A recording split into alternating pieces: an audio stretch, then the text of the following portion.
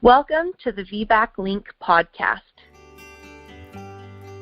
We are a team of expert doulas trained in supporting VBAC, have had VBACs of our own, and work extensively with VBAC women and their providers. We are here to provide detailed VBAC and cesarean prevention stories and facts in a simple, consolidated format. When we were moms preparing to VBAC, it was stories and information like we will be sharing in this podcast that helped fine-tune our intuition and build confidence in our birth preparations. We hope this does the same for you.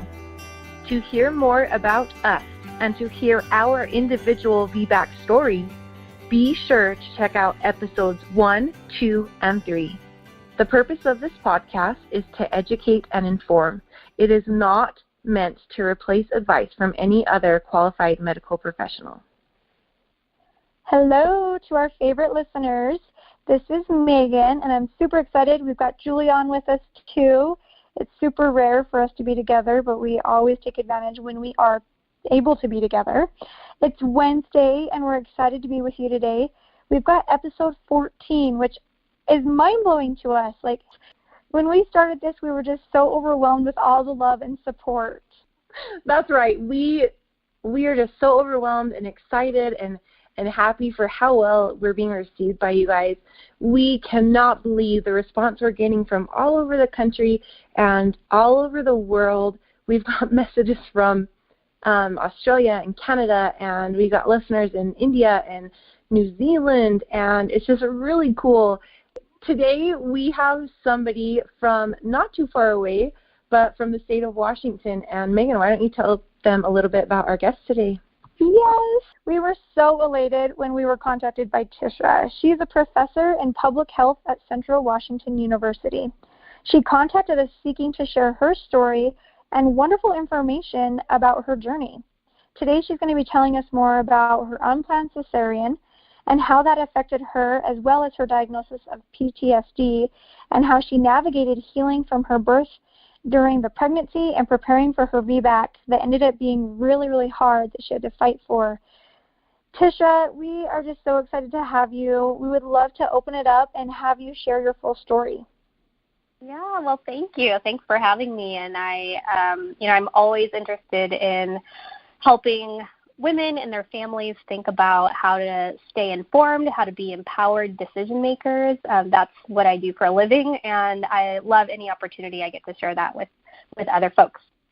So, yeah, my name is Tishra Beeson. I'm a professor of public health, as you mentioned, and my research is in maternal and child health, mostly in preconception care. So I do a lot of work with helping women and their families think about pregnancy and how to prepare for them and to set them up to really thrive during that part of their life that's so important.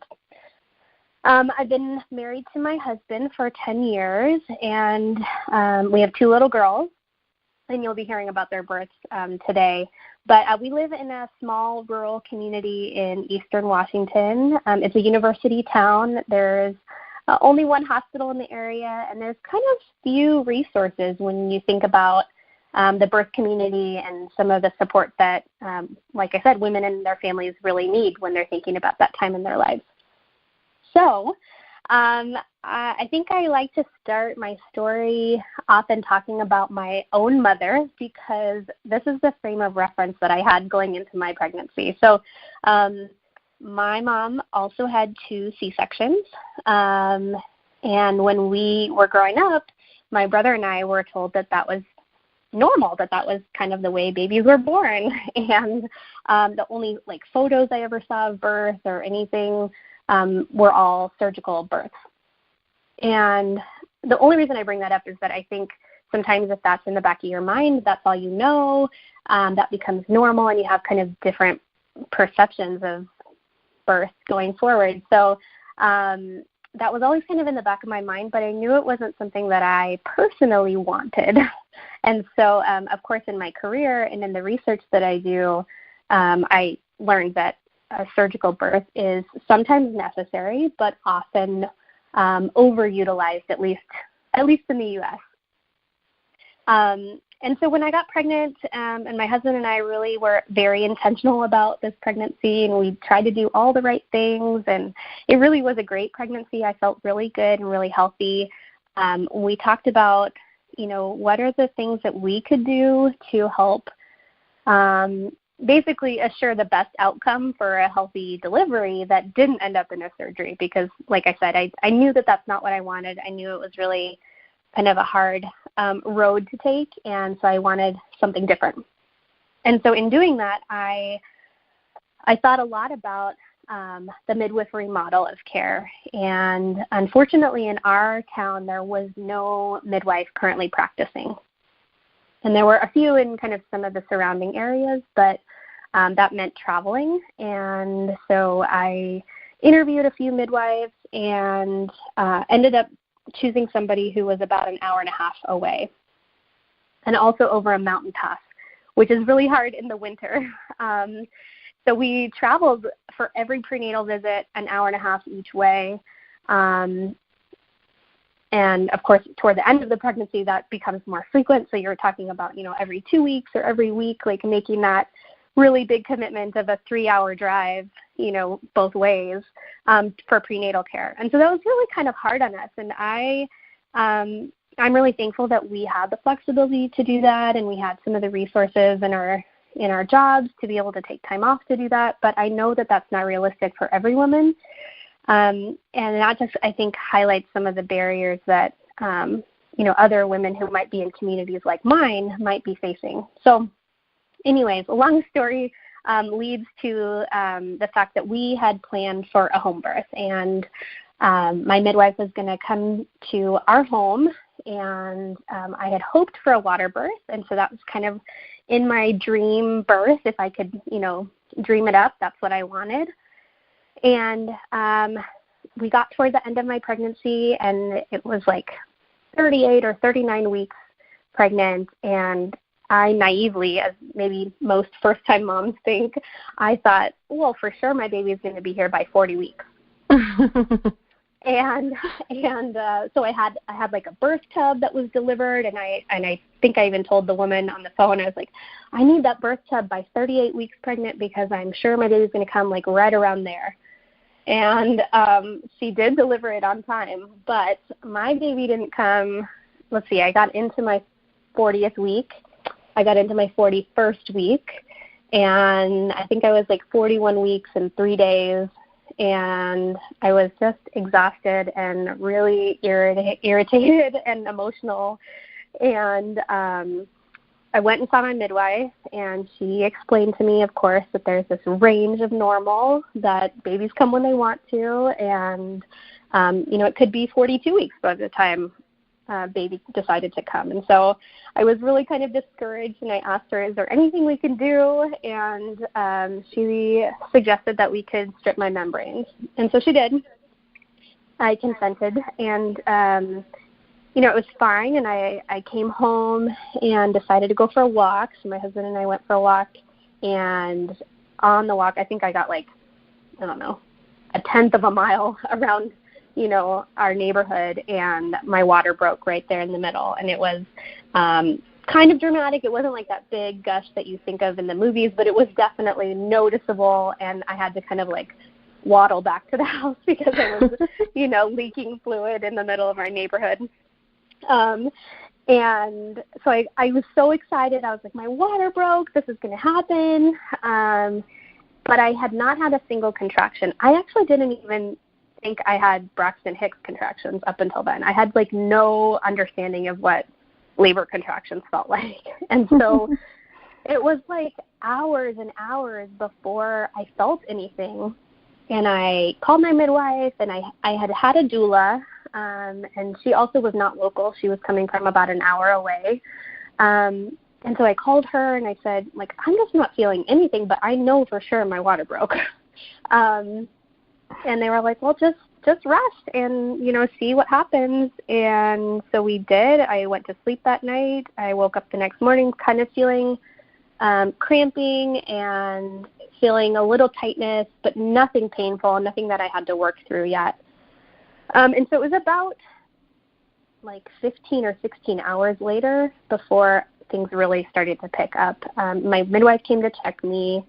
My doula came, and then things started to push into active labor. So, I think I labored for like maybe another 10 hours at home, got in the water, kind of tried to do as much as possible to pick things up. And, things were pretty manageable. I felt really good about the pain or whatever sensation I was feeling at that point. And then things really picked up, and my contractions went from maybe 4 or 5 minutes apart to on top of each other. I never got that break in between that I know a lot of women talk about in their labors, where it's really intense for a peak, and then it subsides and you get 30 seconds or a minute to recover. I got to a point in my labor where that did not happen, and I just had these constant contraction on top of contraction. And that was really intense and really hard for me to manage, because I went from almost nothing to this, really intense period. And at that point, my midwife decided, we should check you because things are obviously picking up and you're in, some pretty serious, intense contractions. And she said, I think you're really close to 10 centimeters. And so, wow. So things were really, really heavy and really intense. And this was about maybe 24 hours until, after my water had broken. And so she checked me, and she thought I was 9 or 10 centimeters. And at that point, she was like, well, hold off pushing. And interestingly, I didn't ever feel that urge to push. And so we kind of held off pushing, and she actually asked me to sleep, if that's even possible when you're in active labor at almost 10 centimeters.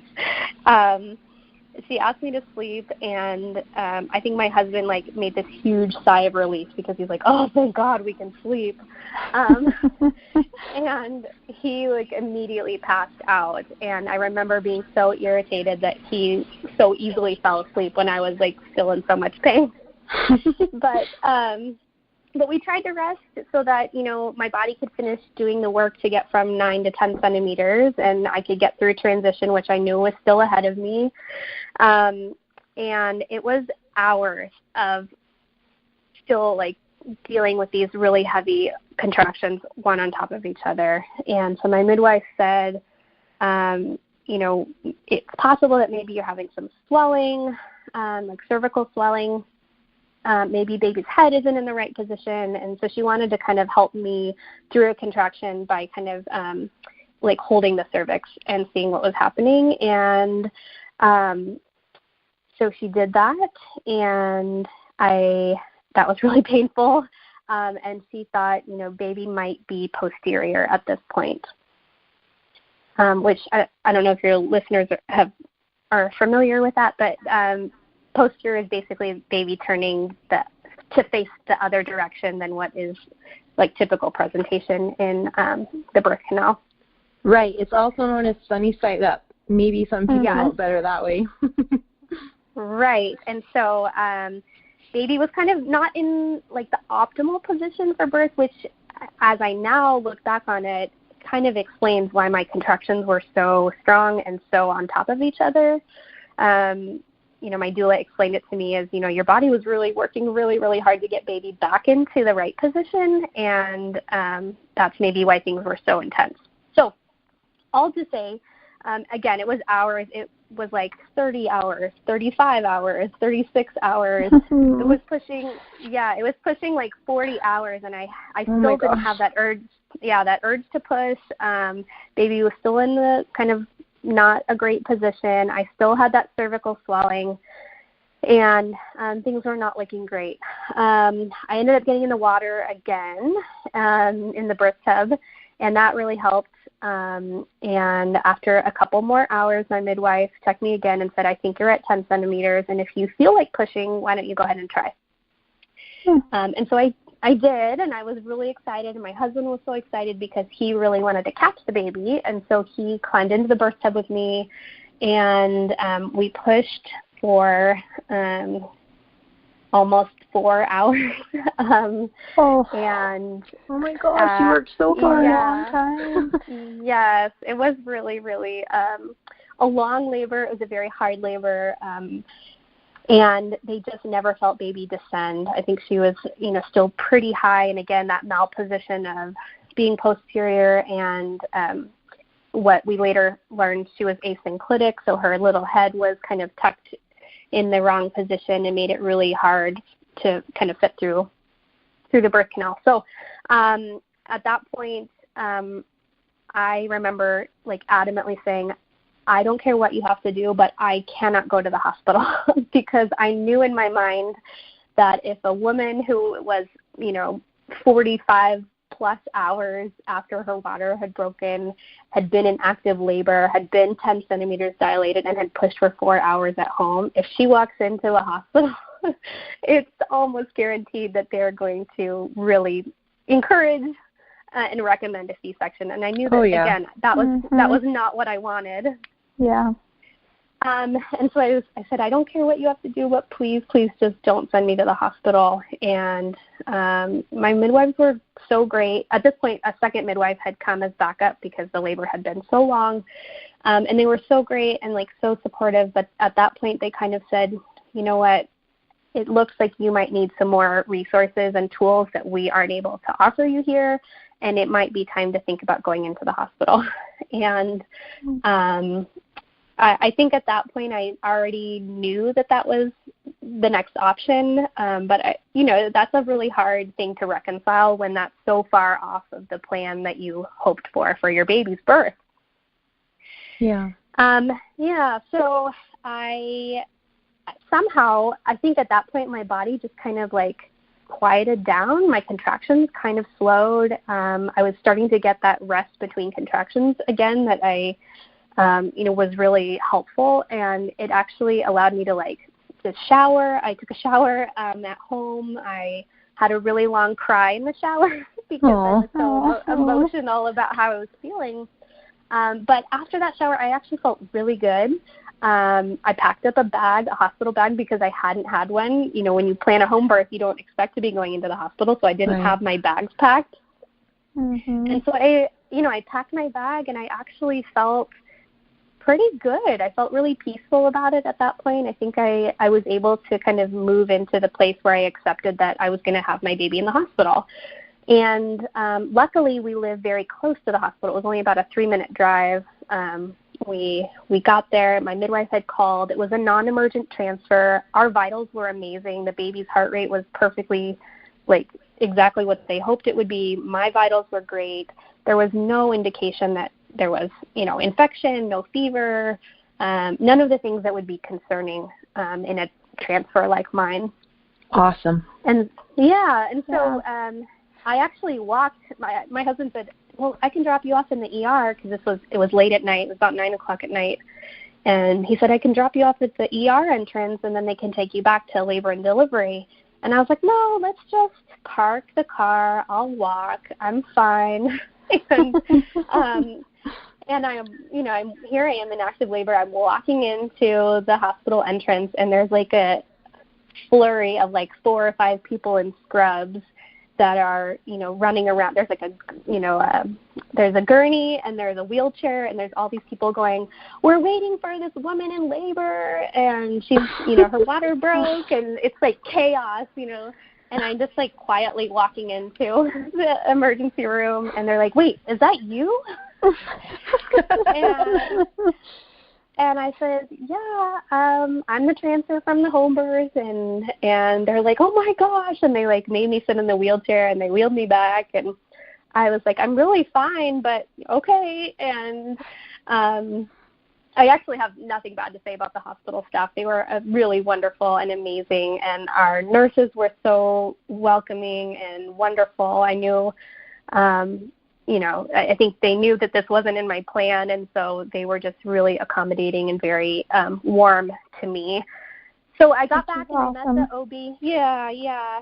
I met the OB on call, and, he was a little bit concerned that I had waited so long to come into the hospital, but we told him, our vitals have been so great. I have progressed all the way to 10 centimeters. I've pushed. We just have a baby that's in a bad position, and I'm exhausted at this point. And so he said, okay, let's call I think it was a nurse anesthetist who came and was able to do an epidural for me. And but before they called it for the epidural, the OB said, let's check baby's position. And so he tried to actually manually turn the baby. And I had, over 50 hours of labor, and those 30 seconds where he tried to turn baby were the most painful of the entire process. And oh my gosh. Yes, I remember just kind of screaming and yelping in pain and saying please stop, this is terrible. And he said, yes, that is a very wedged baby, and it is definitely posterior, and he said asynclitic. So we knew that baby's in a bad position, but he said, let's get this epidural, let's give you some time to rest and see what happens. And at that point, he gave me about 30 minutes to rest, which was not nearly enough at that point. And he came back and said, I really believe that a C-section is your next best option. And obviously that wasn't my preference, but I think I was so exhausted at that point and so feeling kind of vulnerable and out of my element that I just said, okay, I'm ready to meet my baby however it needs to happen. So we wheeled back to the operating room and waited for my husband, and he came and joined me kind of up at my head. And as I, got the spinal anesthesia, the OB, the surgeon, started to make the incision, and I looked up at my husband and I said, I can feel this. This is painful. And it's not just pressure, how they talk about, you're going to feel the pressure. It's not going to take the sensation completely away, but it should take the pain away. And I said, no, this is painful. This is burning. This needs to stop. And the anesthesiologist was so kind, and he said, she's feeling this, we need to do something else for her. So he gave me a nerve block, which did help, but at that point I was kind of starting to panic because I was exhausted. My birth plan had changed so much, and now I was feeling the pain of this surgical procedure and kind of starting to have a little bit of some anxiety in the middle of this oh my gosh surgery. Yeah. And so the OB, he was really great, and he said, you know what, I don't want you to worry. I want you to, take a breath because your baby's going to be out in 15 minutes. This is going to be a really, really quick procedure. And he made the incision and started to, try to help my baby out and pull baby out. And it took a very long time, and I could feel them, that tugging sensation of trying to pull baby out. And I later learned that it took 2 people pulling on my baby and one person pushing kind of up from between my legs to get baby's head out. So three people had to, physically help my baby out because she was so wedged in to my pelvis. And again, that just kind of added to my panic because what I thought was going to be really quick to meet my baby ended up being a 45-minute procedure. And when I heard her cry, of course, that was just this emotional release of everything I had been feeling for the last 42 weeks, but certainly for the last, day and a half or 2 days of labor. And I remember her coming, they brought her around to me, and I had asked for skin to skin in the OR, and they were so great to give that to me. So I was really pleased that I got to have her put on my chest. I got to have delayed cord clamping, which was another thing I really wanted her to get all of her cord blood and all the blood from the placenta. And so they, were able to do that. And then they brought baby back to me. And when I saw her, it was just such a profound moment. It probably is the one thing I remember the most about her birth is that moment of meeting her and seeing her and recognizing her which it kind of makes me emotional to talk about it, because I think for first-time moms, you're like you just can't imagine what your baby looks like. You're so excited, and you dream about them, and you think like, will they look like me or my husband, or will they have hair, or will they be bald? And you have all these imaginations of what your baby's going to look like, but you have no idea. And when I saw her, it was like I knew her, and that is just such a profound moment for me. So let's see, we kind of moved from there to the recovery room, and I do remember that as I was being wheeled to recovery, the nurse and I think at least one of the other surgeons or assistants who were in the room said to me, that was the hardest C-section I've ever attended. That was the hardest surgical birth I've ever seen someone go through. And that's not really what you want to hear when you're about to recover from that birth. Yeah, but, holy cow. But yeah, it was really kind of, I think it took everybody by surprise at how hard that was going to be. And I also heard from at least 2 people that day, and at least another nurse who said, gosh, you just are not meant to have a vaginal birth. You're going to always have to schedule C-section. And actually one person kind of jokingly, and I think trying to lighten the mood, I think someone said to me like, well, I guess we'll see you here in a couple years for your next C-section. Oh, and that is awful. That is awful. Yeah, it really was kind of an insensitive comment. But, I think that maybe lends to my really purposeful and intense desire to have a VBAC the second time around. Yep. And I will say that in the kind of weeks and months following my first baby's birth, which I do have to say, my daughter, when she came out, was perfect. Like, her APGARs were amazing. She latched perfectly. She breastfed and like gained weight like off the charts. I mean, she was just the healthiest baby, and I was so glad, to see her have a really, beautiful, healthy delivery in the long run, although that process was, somewhat traumatic for me. Yeah. Yeah, so in the weeks and months following her birth, I started to feel a little bit of, I had really bad insomnia, so I could never sleep, which at first I chalked up to, I just had a baby, and I have a newborn that I'm taking care of. But as it started to grow, I had a really hard time falling asleep. I had, some just kind of negative thoughts about my birth. I didn't really like to talk about it to people. I avoided the subject whenever possible, which is really hard to do in my career when that's kind of what I do on a daily basis, is talk to women and with women about planning for pregnancy and birth. And that was really hard for me to do. It was hard for me to do my job.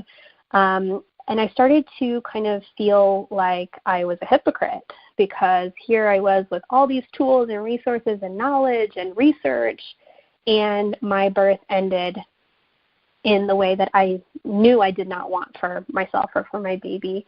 And so I had these kind of really negative self-beliefs about myself as a mom, and feeling like I failed her. And these are all really classic symptoms of postpartum PTSD. I didn't know it at the time, and I couldn't have identified it if someone asked me that. But now, knowing what I know, and getting some help and some support through this, I realized how my experience was really one of trauma. And so I was able to see a therapist. Actually, I didn't start seeing her until I got pregnant again with my second daughter, because some of these feelings were still lingering, and I was like dreading the idea of giving birth again. And she helped me kind of talk through and think through, like, why am I feeling this way about this birth? And she helped me identify that it was likely that I was experiencing PTSD. So, moving into my second pregnancy, again, I had a really healthy pregnancy. I felt really great. I had high energy, but I kind of had this emotional and mental I don't know, kind of block in my mind thinking about the birth, and I couldn't get excited about it, and I didn't want to think about it. And again, these are kind of the classic symptoms of PTSD, is avoidance and intrusive thoughts.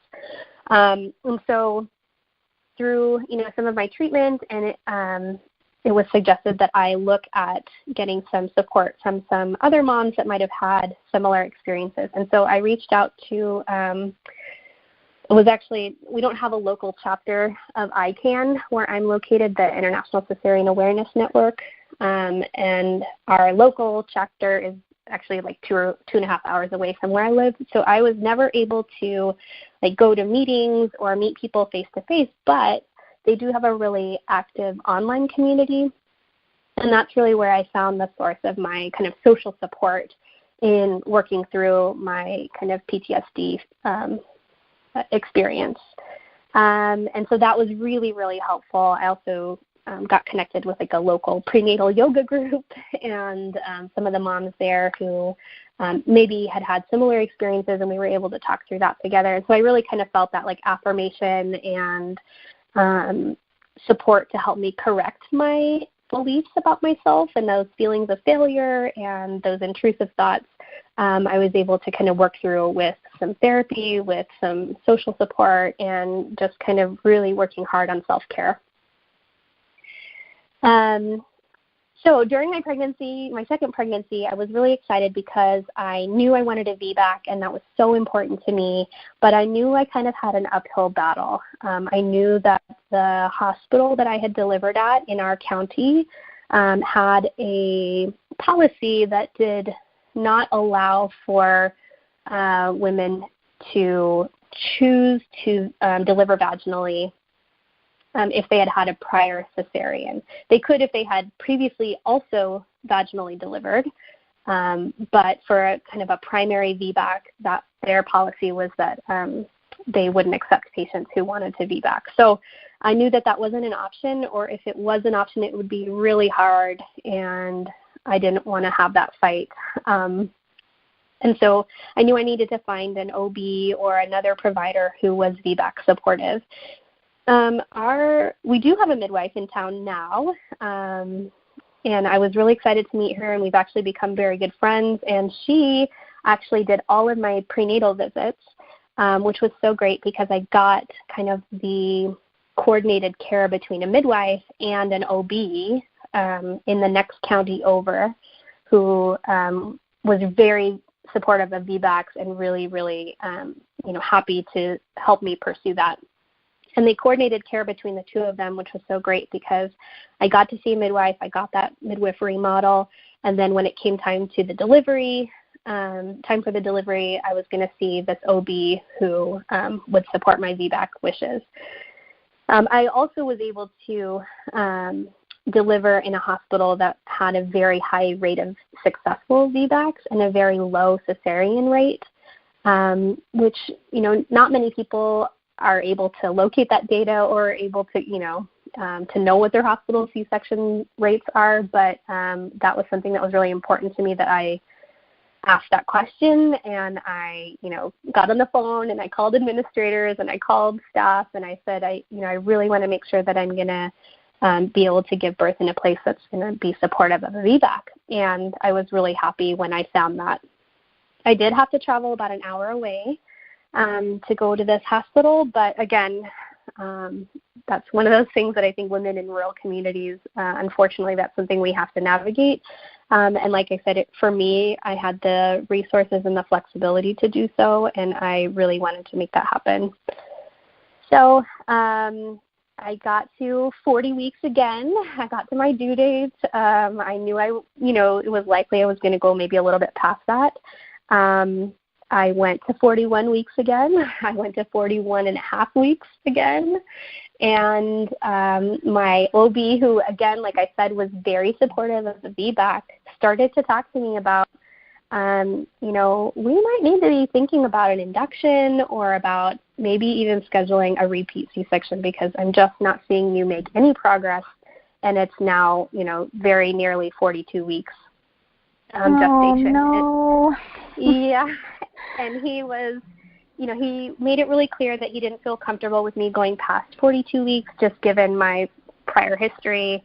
And so he said, if by Friday of the week, my 42nd or the end of my 41st week, approaching 42 weeks, he said, if by Friday we're not seeing any progress, I would like you to consider a repeat C-section.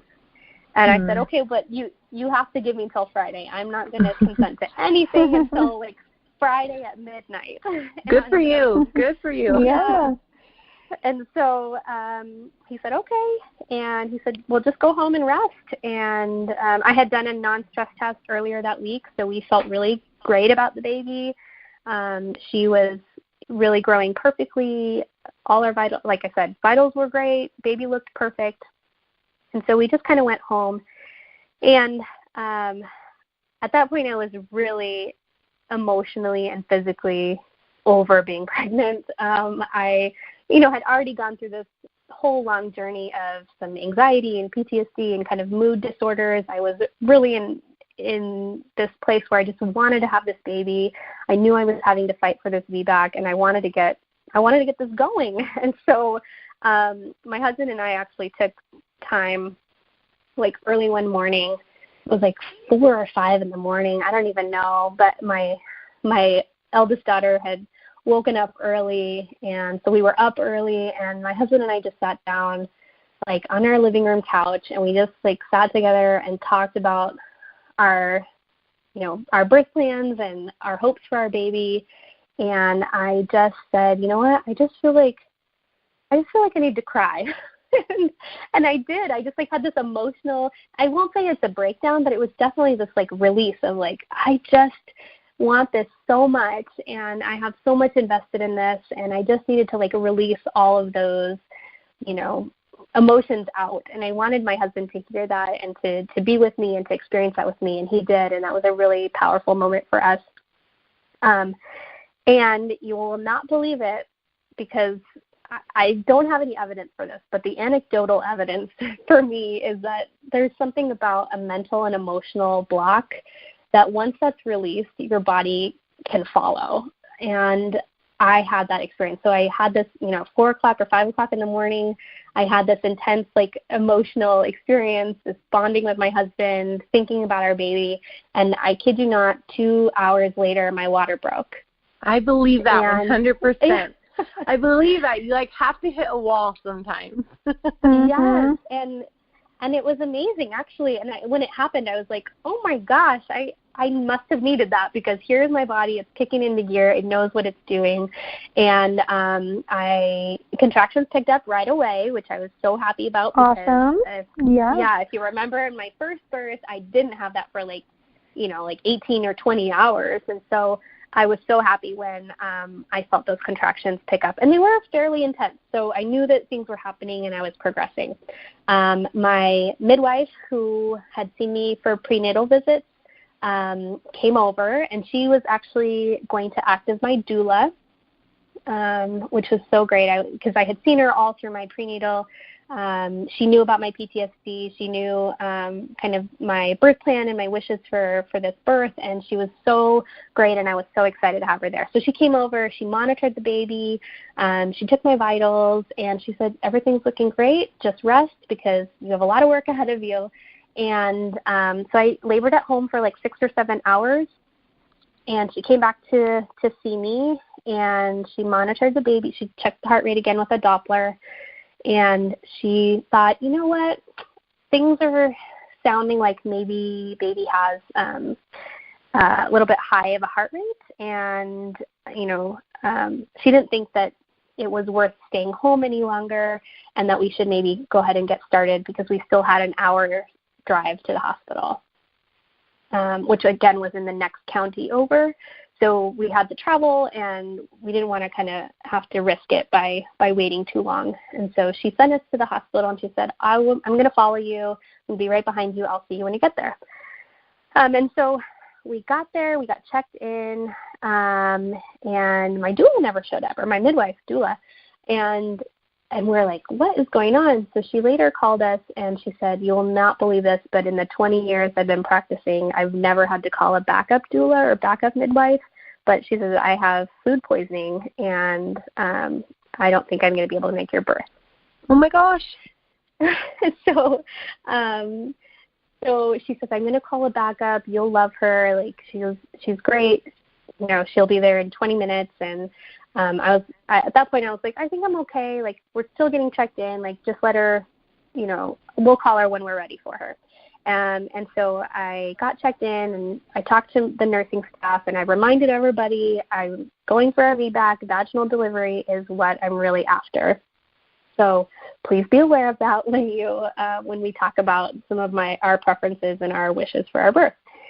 And they were so great. Again, the nursing staff was really supportive. There was an OB resident who was on call that night, and so she came in and talked to me and made sure that she was really aware of what we wanted for our VBAC, and said that my OB would be in the morning to check on us if we made it that far. And so at that point, she had checked me, and I was maybe 5 or 6 centimeters and dilated. And then I just continued to labor with my husband in the room. And about an hour later, they checked me again, and I was at 7 to 8 centimeters. So I thought, great, we are making awesome progress. I'm so happy. And, you know, things were moving pretty good. And then kind of my worst fears had happened, and I started to experience that same pattern of contractions that were on top of one another and not feeling that period of rest in between them. And luckily at that point, the backup doula had come, and she was wonderful. And, you know, she really helped me, you know, kind of get my mind right. And she helped do some hip squeezes and really helped me through some of that. But I don't know if she knew this in the back of her mind or what, but she felt like maybe this baby was also posterior. And doulas are awesome like that. They are so. She was just so amazing. She must have known. She must have known, because she did suggest some new positions and, you know, just things that she thought would help encourage the baby to turn in the optimal way.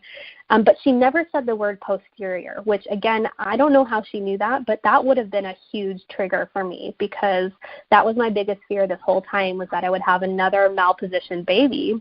Right. And I had spent my whole pregnancy, like, literally, like, on all fours, leaning over the counter, like, doing everything I could to encourage a baby to be, you know, to have an anterior baby. And so had she said to me, like, oh, your baby must be posterior, I think I would have lost it. Mm-hmm. And she never did. She never used that word. She just kept saying, you know, really quietly, gently whispering to me, like, let's try a new position, let's move here, let's, you know, encourage baby to come down. And she was just amazing. So it was meant to be that she was the doula to support me through my labor. And at that point, you know, it was like 3 or 4 hours of these really hard contractions on top of each other. And at that point, I felt like I really needed some pain relief. And so I asked for an epidural, and I'm so glad that I got it, because I was able to sleep. I got like 4 hours of sleep. I felt so good. I woke up the next morning, and I watched an episode of Friends on my phone. I mean, it was just such a different process of labor for me, that it just helped me relax, and it let my body do what it needed to do. And by the time that my OB came to see me the next morning, he said, you are at 10 centimeters, and if you're ready to push, let's have a baby. And I was so excited, and my husband was so excited, and we got emotional. And it was just really, really a happy moment to hear the validation that, you know, baby was ready to go. She was low. At that point, she was anterior again, and she was in the right position, and we were ready to push. And an hour later, she came out perfect, and my OB said, Tishra, reach down and grab your baby. And he let me pull her out, and she came right up to my chest. she came right up to my chest, and we just, like, our little family embraced each other, and everyone in the room was, like, teary, and so sweet. it was really a special moment. There was a couple of residents in the room and another medical student who had never seen a birth before. And as an educator, as someone that, I love to do this. I love to educate people. I was like, yes, the more the merrier. Come in, bring all your students, bring everybody. You need to see this. You need to see this amazing VBAC. Yeah.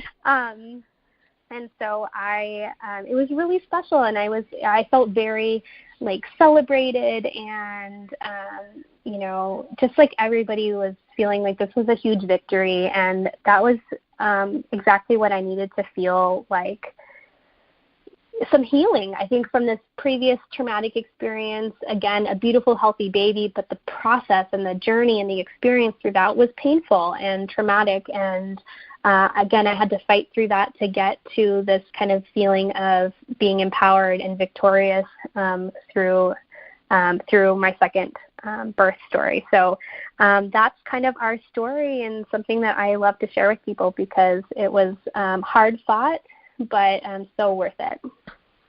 Oh, I love it. And one of my favorite pictures that you shared with us is that one where your husband's got his hand on her back and you've got your hand on her head, and you just are, like, reaching up to kiss her, and you've got that tear just running down your face.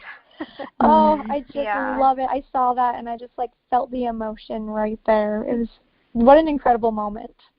One of the things that in sharing my story, people have said, like, well, how were you able to achieve this VBAC? And, how you had all these challenges, and, what would you say to other people who wanted to, also achieve a VBAC? And, I thought of three things that helped me. And the first was to find some support that is specific to moms and dads, or birth partners, who are looking, like, who specifically know about VBAC. So whether that's a doula or whether that's a support network like I found through ICANN, or a childbirth education class that has some tools and information specifically about VBACs, get something that's really specific to, your wishes and your plans for your VBAC, because I really felt like I couldn't have done it alone, and I needed that support. And I think that's really critical when you have,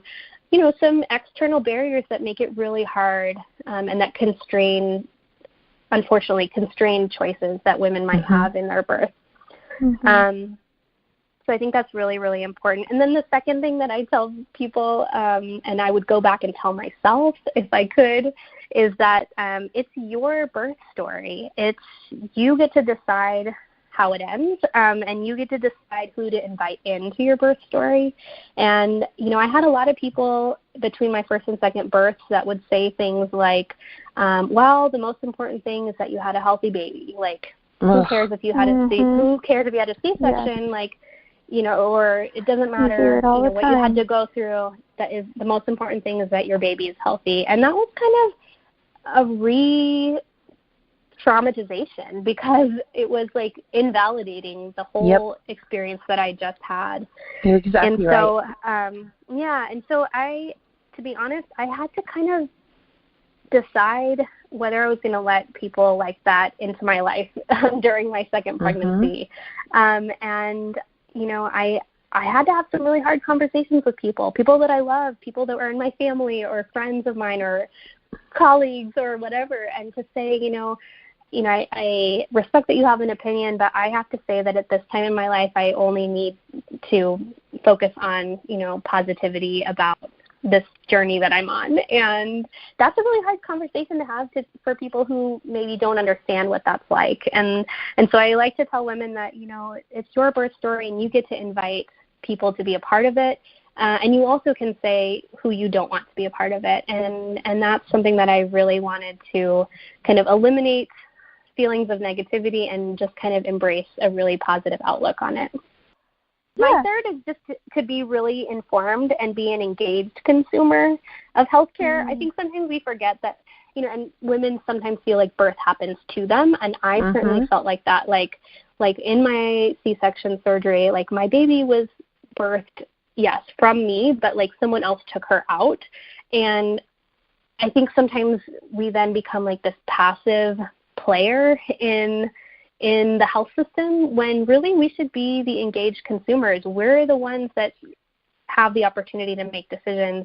It's our family, our baby, our bodies, and sometimes that's really hard to navigate when the odds are stacked against you. And so it's really hard, but I like to say to like be informed, to stay on top of the evidence, to be armed with research and tools. And I know it's easy for me to say because this is my world and this is what I do.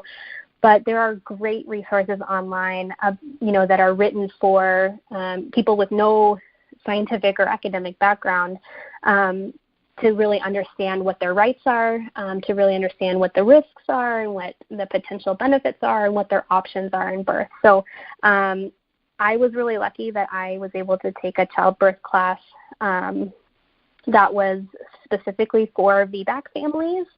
And so there were 8 or 10 families in our little childbirth class that all had previous C-sections and were intending to VBAC. And that was a really cool experience to get education and information that was tailored specifically for us. And I know that's not the option for every woman, but I think there are some tools, especially online, that can really be helpful resources. For those families in the Seattle area, or even Washington, or even anywhere surrounding the state, Tishra's VBAC course instructor is named Sharon Muza. She created the Miles Circuit. And for those of you who don't know what the Miles Circuit is, it's one of my go-to methods to get baby in a great position before labor begins, and sometimes even for fixing baby's position while a woman is in labor. Anyways, this amazing woman lives in the Seattle area and teaches VBAC Your Way classes. Guys, if you can possibly get to Seattle, check her out. I put a link to her classes in the show notes. For the rest of you, especially those in Utah, Megan and I are launching our in-person VBAC education courses right here in Utah for our local families, and we're also launching a VBAC doula training starting in September. We are so excited. Check out our website, utahvbaclink.com, for more information. That's amazing. That's exactly what women need. Yeah, we're so excited to be able to provide that to women here, obviously our local moms, but we're really so excited. So it's awesome to hear that you've had a course like that, and that was, a big deal for you, and it made a big difference for you. Thank you guys for doing what you're doing and for helping kind of create this culture that is supportive of women's options and their experiences through birth, however that ends for them. I think it's so important to empower women to be active and engaged participants in their own health decisions. Yes. Thank you so much. Me and Megan were actually just talking about this the other day. We were talking about birth plans and the significance of them and things like that. But, we really just feel like the power of the birth plan is not necessarily like in the actual written document, but it's the journey you go on, learning about all your options and preparing that birth plan that makes you educated and makes you an active participant in the birth. And you don't have to feel like it's happening to you because you got educated in preparing your birth plan. So I love that. I love your 3 points. I agree with them 100%. Thank you for sharing that. Yes, yeah, thank you. Absolutely. Well, thank you so much again for being here with us, and we just can't wait to share this episode with everybody. Today we're going to be talking about a myth. We've heard of women say, my hospital doesn't offer VBAC, so I have to have a repeat cesarean. Informed Pregnancy writes an article about myths, and this is one of them. She talks about, as Howard Minkoff, he's a doctor, and said in the 2010 VBAC conference, it is an unrestricted negative right, which means women, or really anyone, has the right to refuse any surgery at any time. ACOG affirms that restrictive VBAC policies should absolutely not be used to force women to undergo a repeat cesarean delivery against their will. There are risks and benefits to VBAC and elective repeat C-sections. Make the right decision for you. Understand your options, know the truth from fiction, and know your legal rights. Get down to the facts. To learn more about these myths, visit informedpregnancy.com/13 myths about vaginal birth after cesarean. We are always looking for more inspiring stories. To share your story or possibly be on one of our podcasts, post on social media with the hashtag #WeVBAC and tag @TheVBACLink, or contact us from our website. Be sure to rate us and share and leave your reviews. We are excited to hear what you think. For families local to Utah, be sure to check out our website, utahvbaclink.com, for more information on our VBAC childbirth classes and doula services. Thank you so much for listening. We are excited for you to begin your journey with us.